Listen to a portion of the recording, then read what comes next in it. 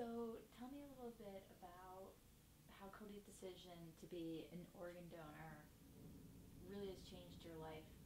I mean, I know for the obvious how it has, but since your transplant, what has life been like? Well, Cody's decision to be an organ donor is an absolutely monumental decision, not just for myself, but for whoever was a recipient. To be a donor is a selfless proposition. Um, I don't think I really understood what being a donor was prior to this. I'd heard the term, I'd heard about transplants, but to be real honest with you, it was not something that had sunk in.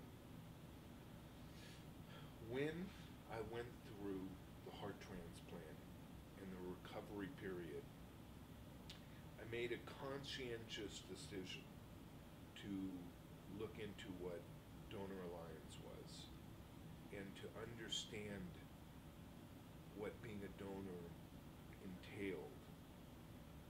From that point, I became an advocate for life for Donor Alliance, and I work with people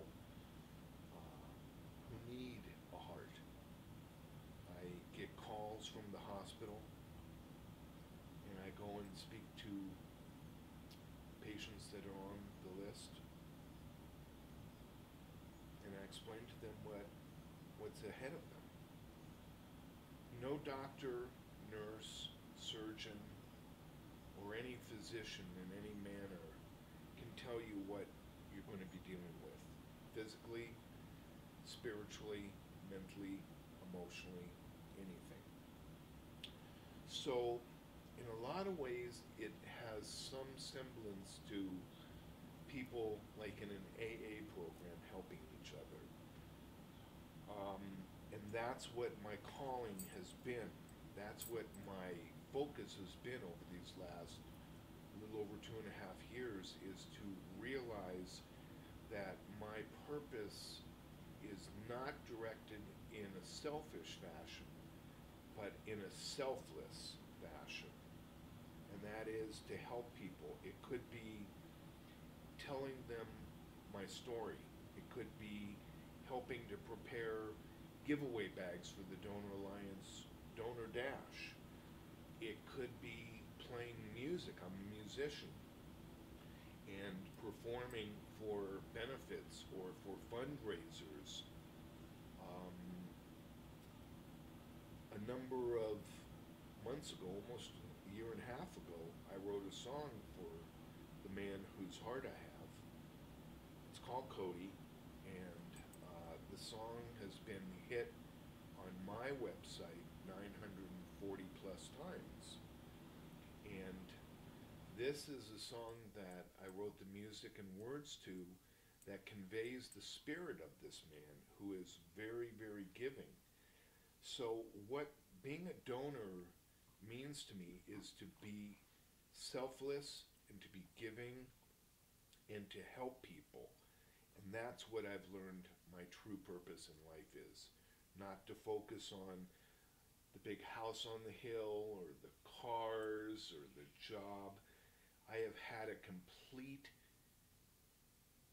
transition into how my outlook is on life. It had already been going down this path to a degree, but this accelerated it very quickly. Mm. Wow. Well, tell us also about maybe your thoughts before your transplant and certainly after the transplant about how you felt about being in touch with your donor family, knowing your donor family, how you first felt maybe when you got that letter from Candy through Donor Alliance, your Okay, decision to release your personal information and to sign those papers.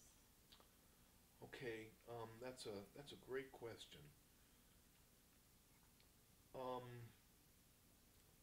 I had been told in the hospital that it was a very rare situation where you actually got to meet the donor family or receive any kind of correspondence.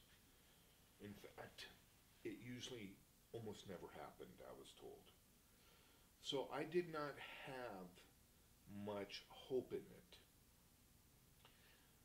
After receiving my heart, I started to think what took place.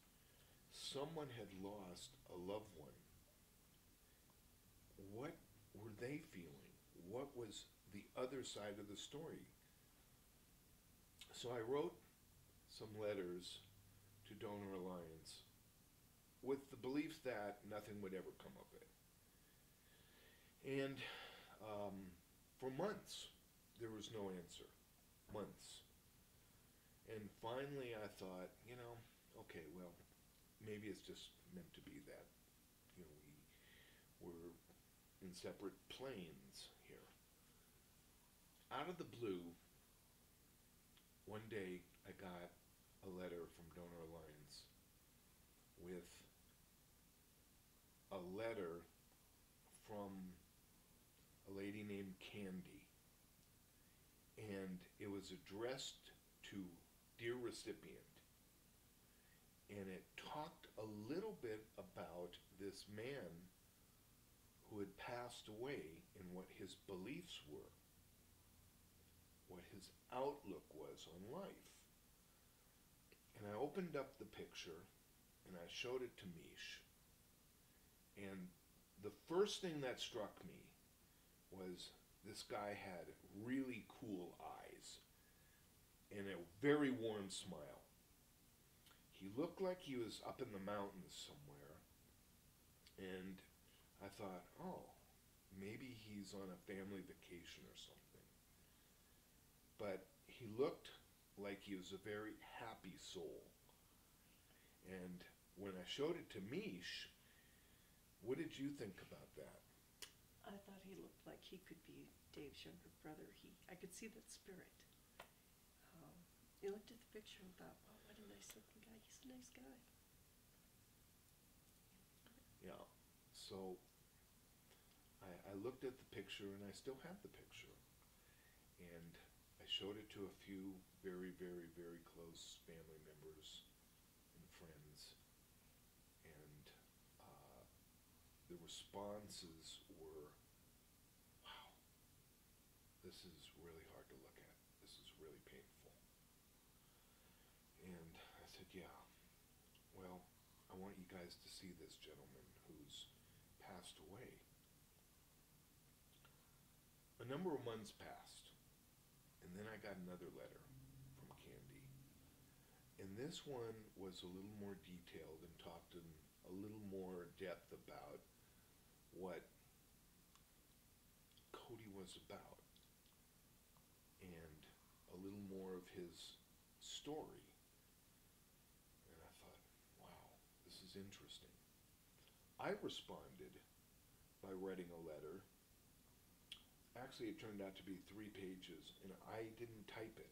I hand wrote it because I'm sort of old-fashioned. And I hand wrote the letter, and I included a CD of some of my songs. And I said, I'm a musician, and I think that Cody and I have a kindred spirit in very different ways. He's a sports guy who has an incredible spirit like an eagle that soars. And I have that same type of spirit when I'm rocking out on stage. But they're very different, but they're similar. I could see the connection. And so I sent that. And then the next thing I got a number of months later was a phone number and address and the name of Cody's mom. One day I was at work and I was doing a temp assignment, and I get this phone call, and it is Candy, and I'm on a break from work, and I'm sitting downstairs, and